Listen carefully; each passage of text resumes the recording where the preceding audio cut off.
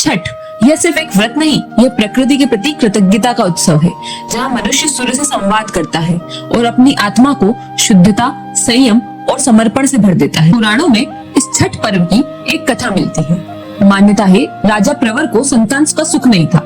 महर्षि कश्यप के कहने पर उन्होंने पुत्रेष्टि यज्ञ किया, परंतु शिशु मृत जन्मा। तभी आकाश से षष्ठी देवी प्रकट हुई और उन्होंने बालक को स्पर्श किया, वह जीवित हो उठा। तभी से यह पर्व संतान सुख, आरोग्यता का प्रतीक बन गया। छठ पर्व की एक कथा महाभारत काल में सूर्यपुत्र कर्ण से जुड़ी है। मान्यता है कि सूर्यपुत्र कर्ण भी सूर्यदेव के परम उपासक थे। वो प्रतिदिन नदी में खड़े होकर घंटों सूर्य को अर्घ देते थे। सूर्य की कृपा से ही उन्हें वह तेज, वह शक्ति और वह अदम्य साहस मिला, जिसने उन्हें एक महान योद्धा बनाया। इसकी कथा यह भी है कि जब पांडव राजपाट खो बैठे, तब द्रौपदी ने छठ व्रत रखकर सूर्यदेव से मनोकामना मांगी और उनके आशीर्वाद से पांडवों को राज्य पुनः प्राप्त हुआ। इसलिए यह व्रत सिर्फ उपवास नहीं, बल्कि विश्वास और पुनर्जागरण का प्रतीक है। छठ पर्व की एक कथा त्रेता युग में भी देखी जाती है। माता सीता ने 6 दिनों तक कठोर व्रत रखकर सूर्यदेव की आराधना की और सप्तमी के दिन उन्हें अर्घ्य अर्पित किया। कहा जाता है यहीं से छठ पूजा की शुरुआत हुई, एक ऐसा पर्व जो भक्ति, शुद्धता और ऊर्जा का प्रतीक बन गया। छठ का यह पर्व केवल धार्मिक आस्था के लिए नहीं, बल्कि विज्ञान की दृष्टि से भी इम्पोर्टेंट है।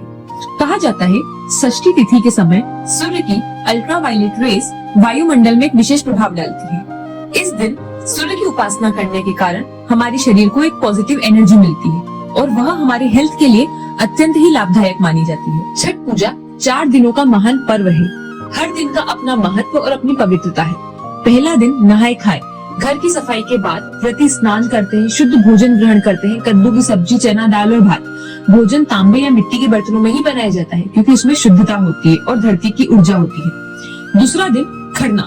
पूरा दिन निर्जला व्रत रखकर शाम को सूर्यदेव को गुड़ की खीर, रोटी और गन्ने के रस से बने प्रसाद को अर्पण किया जाता है। इसके बाद यही प्रसाद सबके साथ बांटा जाता है। तीसरा दिन संध्या अर्घ्य। व्रती डूबते सूर्य को जल अर्पित करती है और बांस की टोकरी में ठेकुआ, लड्डू और गन्ना लेकर घाट तक जाते हैं। यह क्षण होता है सबसे भावनात्मक, जब अस्त होते सूर्य को नमन किया जाता है और उगते सूरज की प्रतीक्षा शुरू होती है। चौथा दिन उषा अर्घ्य। सूर्योदय से पहले घाट पर पहुंचकर व्रती भगवान सूर्य को अर्घ्य देते हैं। जैसे ही सूरज की पहली किरण जल पर पड़ती है, सारे चेहरे आस्था से चमक उठते हैं। व्रत पूरा होता है और लोग प्रसाद वितरित करते हैं, स्नेह, समर्पण और कृतज्ञता के साथ। आइए इस छठ पर्व पर हम भी अपनी आस्था की रोशनी को कृतज्ञता की लहरों में बहाएं, क्योंकि यही पर्व है प्रकृति, ऊर्जा और मानवता के मिलन का। आप सभी को छठ पूजा की हार्दिक शुभकामनाएं।